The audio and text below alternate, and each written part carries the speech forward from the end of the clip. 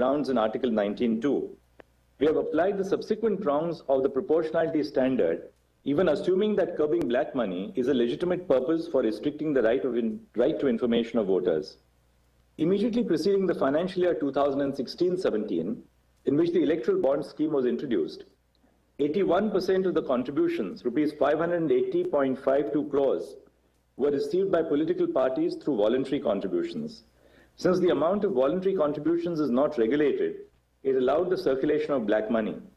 However, after the introduction of the electoral bond scheme, 47% of the contributions were received through electoral bonds, which is regulated money. The Union of India submitted that providing anonymity to the contributors incentivizes them to contribute through the banking channels. Assuming for the purpose of hypothesis that the Union of India is right on this prong, what it urges is that non-disclosure of information about political expenditure has a rational nexus with the goal, that is curbing black money or unregulated money.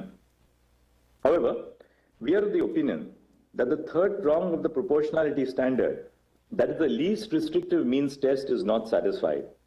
The electoral bond scheme is not the only means for curbing black money in electoral financing. There are other alternatives which substantially fulfill the purpose and impact the right to information minimally when compared to the impact of electoral bonds on the right to information. On an overall balance of the impact of the alternative means on the right to information and its ability to fulfill the purpose, for contributions below 20,000 rupees, contributions through other means of electronic transfer is the least restrictive means. For contributions above 20,000 rupees, contributions through electoral trust is the least restrictive means. Thus, the infringement of the right to information is not proportionately justified for the purpose of curbing black money and electoral financing. Issue 3. Whether the infringement of the right to information of the voter రాజకీయ పార్టీల electoral బాండ్లపై supreme court సంచలన తీర్పునిచ్చింది. Black మనీని అరికట్టేందుకు ఇదొక్కటే మార్గం కాదని, ఇందుకు ప్రత్యామ్నాయ మార్గాలున్నాయని చీఫ్ జస్టిస్ చంద్రచూడ్ నేతృత్వంలోని 5 న్యాయమూర్తుల ధర్మాసనం తెలియజేసింది. ఇక ఈ పొలిటికల్ ఎలక్టరల్ బాండ్ల పథకం క్విడ్ ప్రోకోకి అవకాశం కల్పించేలా ఉందంటూ వ్యాఖ్యానించింది. నల్లధనం పేరు మీద సమాచారాన్ని దాచలేరని, ఎలక్టరల్ బాండ్లను వెంటనే రద్దు చేయాలంటూ సుప్రీం తీర్పునిచ్చింది. దీనివల్ల ప్రాథమిక హక్కుల ఉల్లంఘన జరుగుతుందని స్పష్టం చేసింది.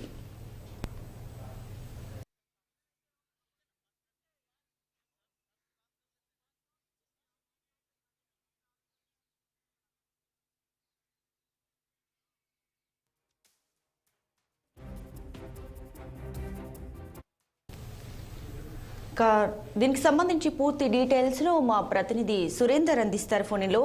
సురేందర్, చెప్పండి, ఎలక్టరల్ బాండ్లకు సంబంధించి సుప్రీంకోర్టు అయితే ఒక సంచలన తీర్పు అయితే ఇవ్వడం జరిగింది. దీనికి సంబంధించి పూర్తి డీటెయిల్స్ ఏంటి?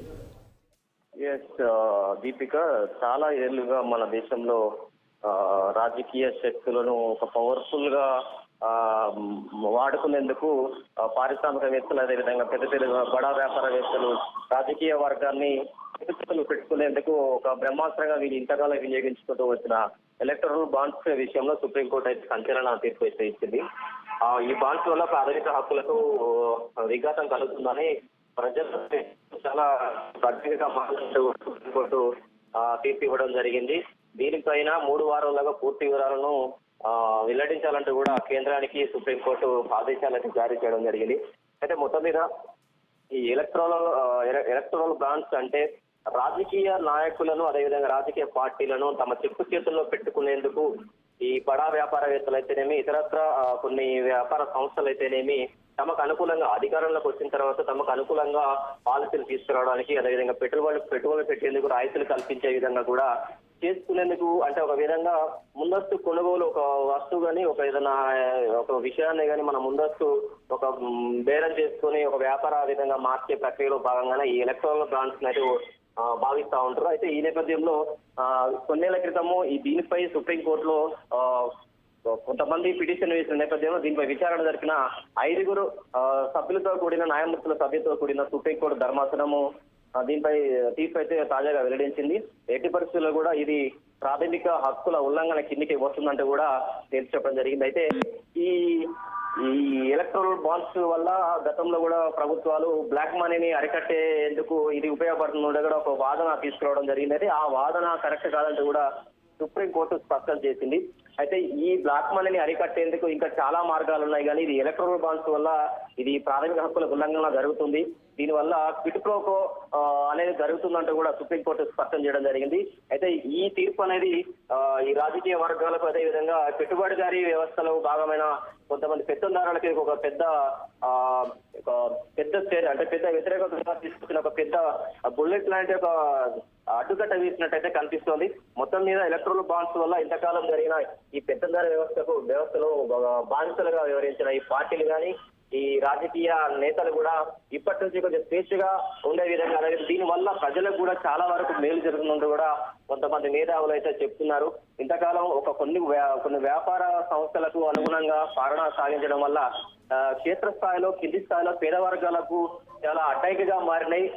ప్రభుత్వాలు ఏ పథకాన్ని తీసుకొచ్చినా కూడా కింది స్థాయి వరకు వెళ్ళకపోవడం వల్ల ఇన్ని సంవత్సరాలు ఈ దేశంలో పేదరికం ఇంకా తాండవిస్తూనే ఉంది. ఈ కారణం చేతనే సుప్రీంకోర్టు ఈ తీర్పు వల్ల చాలా మార్పులు సంభవించే అవకాశం ఉందంటూ కూడా కొంతమంది మేధావులు అయితే చెప్తున్న పరిస్థితి ఉంది. దీపిక, మొత్తం మీద ఈ ఎలక్ట్రల్ బాండ్స్ తక్షణమే నిలిపివేయాలంటే కూడా సుప్రీంకోర్టు తీర్పిచ్చిన నేపథ్యంలో తక్షణ చర్య ఎలా ఉంటుంది, దీనిపై కేంద్రం స్పందన ఎలా ఉంటుంది, దాంతోపాటు ఇతర ఆయా పార్టీల ఇంతకాలం అధికారంలో ఉండి రాష్ట్రాల్లో కానీ కేంద్రంలో ఉండి అధికారాన్ని చెల్లించిన పార్టీలు కూడా దీనిపై ఎలా స్పందిస్తాయి అనేది వేచి చూడాల్సిన పరిస్థితి ఉంది. అయితే దీనిపై మొత్తం మీద చాలా కాలం తర్వాత సుప్రీంకోర్టు ఒక సంచలన తీర్పు అయితే వెల్లడించినట్టు తెలుస్తుంది. దీపిగా.